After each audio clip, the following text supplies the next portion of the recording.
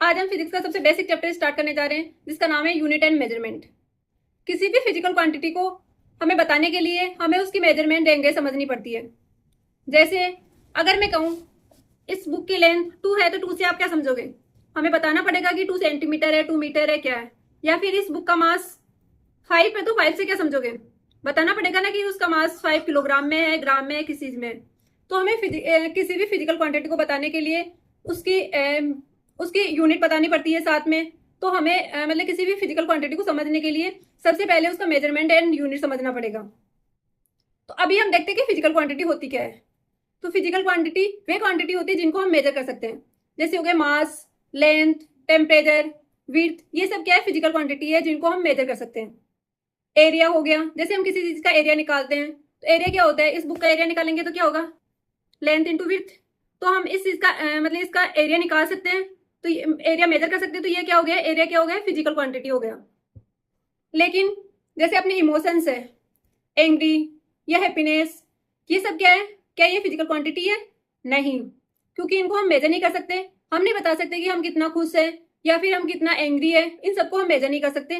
तो जिनको हम मतलब जिनको हम मेजर कर सकते हैं ओनली वही फिजिकल क्वांटिटी होती है। अब फिजिकल क्वांटिटी कितने टाइप की होती है? तो फिजिकल क्वांटिटी 4 टाइप की होती है। तो पहली है फंडामेंटल क्वांटिटी, सेकंड है डिराइव्ड, थर्ड है स्केलर, फोर्थ है वेक्टर। अब देखेंगे कि हम चारों का पहले ओवरव्यू लेंगे। तो फर्स्ट है फंडामेंटल क्वांटिटीज क्या होती है? ऐसी क्वांटिटी जिनको मेजर करने के लिए हमें किसी दूसरी क्वांटिटी की जरूरत नहीं पड़ती, फंडामेंटल क्वांटिटी कहलाती है। एग्जाम्पल देखें तो हो गया लेंथ, मास हो गया, या टेम्परेचर हो गया, और भी बहुत सारे एग्जाम्पल हैं। इनको हमें बताने के लिए किसी दूसरी क्वांटिटी की जरूरत नहीं पड़ती। तो ये क्या कहलाती है? Fundamental quantity. सेकंड है डिराइव्ड क्वांटिटी। तो डिराइव्ड क्वांटिटी क्या होती है? ऐसी क्वांटिटी जिनको मेजर करने के लिए हमें 2 या 2 से अधिक फंडामेंटल क्वांटिटी की जरूरत पड़ती है। जैसे किसी चीज का एरिया निकालना है, एरिया निकालने के लिए क्या होगा? Length into width.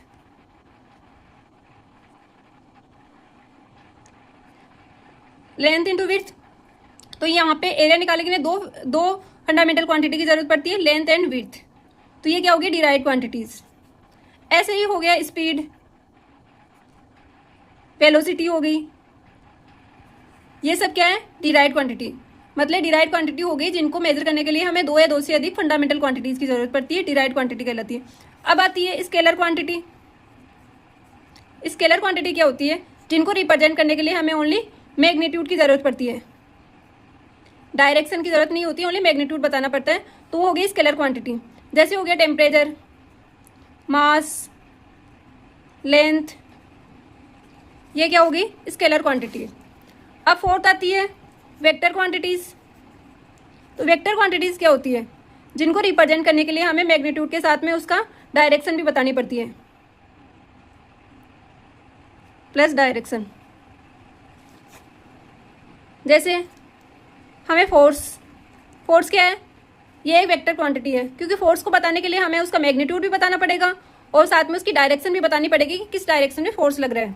जैसे 5 न्यूटन का फोर्स लग रहा है, तो 5 न्यूटन के साथ साथ में हमें ये इसका 5 न्यूटन का मतलब है कि ये उसका मैग्नीट्यूड हो गया, और 5 न्यूटन के साथ में किस डायरेक्शन में फोर्स लग रहा है वो भी बताना पड़ेगा। तो फोर्स क्या हो गया? Vector quantities. ऐसे ही हो गया वेलोसिटी, डिस्प्लेसमेंट, ये सब क्या हो गया?